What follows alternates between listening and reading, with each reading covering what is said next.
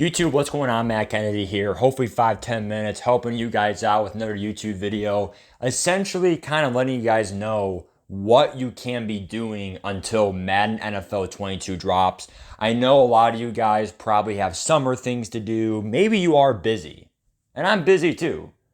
But there's always those, couple hours. There's always those, free days when your friends are busy or whatever, family's busy or whatever. You're pretty much, you got some downtime. And, you can always play MLB. You can even play Madden 21 right now. NBA, FIFA, there's other sport games out there if you really love sports. But if you kind of want to be like me, I love playing adventure games and games that kind of ease the mind. There's no rage. You're just watching a movie and you're having fun playing an adventure game and you're wondering what's coming next. So, Tomb Raider is one of the best games that I've played for that synopsis. Pretty much, you're playing as the main character, Lara Croft, and you're kind of just fighting people, and you just wake up and you're just captured. And you gotta pretty much escape this island. And you're escaping this like haunted island. And it's just so fun. Like, I'm not gonna show you all these photos and footage and all that stuff. They have it, it is expensive, but for 40 some bucks, you get all three games in the thing. Okay? You get Tomb Raider Definitive Edition, which is pretty much better graphics and also some DLC stuff. And then you also get Shadow of the Tomb Raider, and then also the other one. Now, I did not finish this series. I only played about 3/4 of the first one, and that was back in my Xbox 360. So I'm going to probably buy the Definitive Edition probably tonight. I mean, again, it's 40 some bucks, I think with tax, 55. But I think it's worth it if you get all three games, and it's the Definitive Edition, which is like the better graphics one. It's the updated graphics, because the game came out in like 2013, 2012. So they made an updated one in like 2018, 2016 with better graphics. That way you're getting a better experience, more authenticity. It's a very fun game. I can't express it enough. You're pretty much finding treasure stuff. Like, it's just cool. Like, it's a cool story. It's all I got. And the gameplay is really nice, and it's not really that, like, scripted. The Walking Dead is my favorite game of all time. I really can't, like, I'm speechless. It's like saying you find love of your life. Like, this was the love of my life for games. This game was just so cool. I mean, like, I really just wish I could erase my mind and play it again. I mean, main character Clementine, and she is, she starts off as a young girl, 9 years old, and she pretty much progresses to 16 years old. And you pretty much play with her, in the story mode, you're playing as Clementine, and it's just so cool because you meet so many people. You make so many decisions. Who lives, who dies. The only problem with this game is that it is pretty scripted, but the story is so well written. The characters just come together at the end. The character development. I cried when characters died in this game. And it's very cheap. It's very cheap. You can go to Walmart right now for like 20 or 25 bucks and get all of the whole game. You can get season 1, season 2, season 3, season 4. There's 4 seasons. You get all the episodes, the complete story of Clementine. And then you also get some bonus episodes, which are like other survivors in different stories. So this is just so fun. It got me through the pandemic. I really want to say it one more time for you guys to download this game and play it, because it will literally change your life emotionally in the video game world. This game is just so cool. I cannot express it enough. Until Dawn, I just played this game. I give it an A-. The game only, and by the way, in terms of how long games take, Tomb Raider is a very deep game. The Walking Dead is a huge, deep game. I literally started that game like March because of the pandemic. I came home from college for spring break. and I pretty much played because I was at home for the pandemic. There really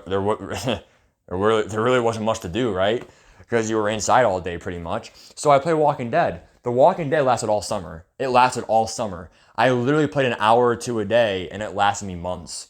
So that's how long that game lasted. Until dawn, okay? This game only lasts 7 hours total. I played it in 3 days. 3 days, that's it. Like 3-4 hours each day. Like maybe 10 hours of gameplay. This game, you have 8 people. You have 8 people at a house, and pretty much shit happens. There's people who eat people, cannibalism, and you gotta survive. And you make choices, you make decisions, just like Walking Dead. It feels like you're in control. And the goal of the game is, at the end of the night, aka until dawn, you have to survive. And you have to try to get all 8 people out of that home. I promise you, it is a very fun game and does not feel scripted at all. I felt like I could have saved everybody, and the people who died that I couldn't save, it was actually not a BS way. It was my fault. Very fun experience. Again, A-. Walking Dead, A+. I would give Tomb Raider an A- as well. Life is Strange is getting an A+. This game, again, I don't really want to say it changed my life, but it definitely changed my life in a sci-fi aspect. This was a sci-fi pretty much story of time travel, where the main character, Chloe, essentially, or is it Max and Chloe. I forget which the main character was. Essentially what happens is Chloe goes back in time. No, it's Max. Max goes back in time to try to save a friend who got shot. And we all know what happens when you change the past. Things happen and the world gets destroyed, essentially.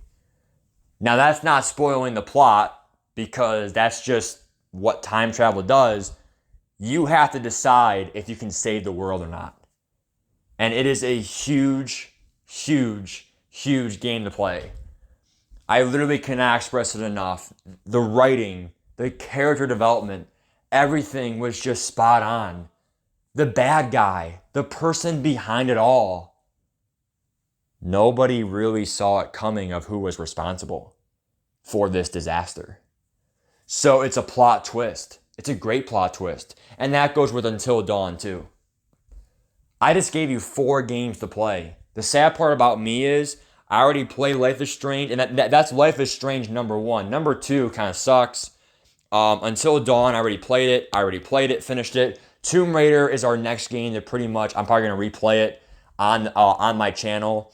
It is a very fun game.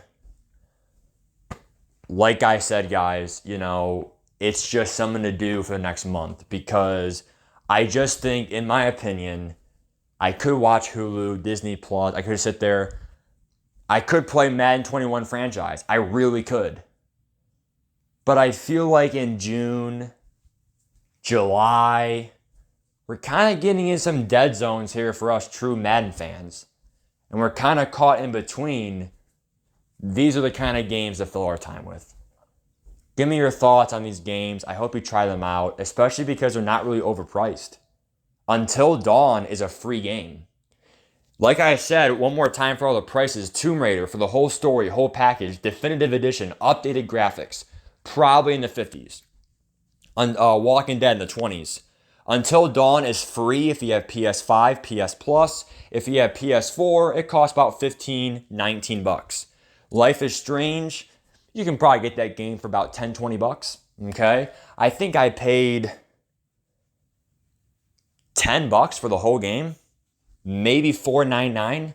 It was like 80% off special like 4 years ago. I played it it was either I played it in 11th grade or 10th grade. I want to say 11th grade of high school. So about going on 4 years ago. Probably 3.5 years. So give me your thoughts on these games and take care, guys. Bye-bye. I hope you play these games. I really think they're worth your time.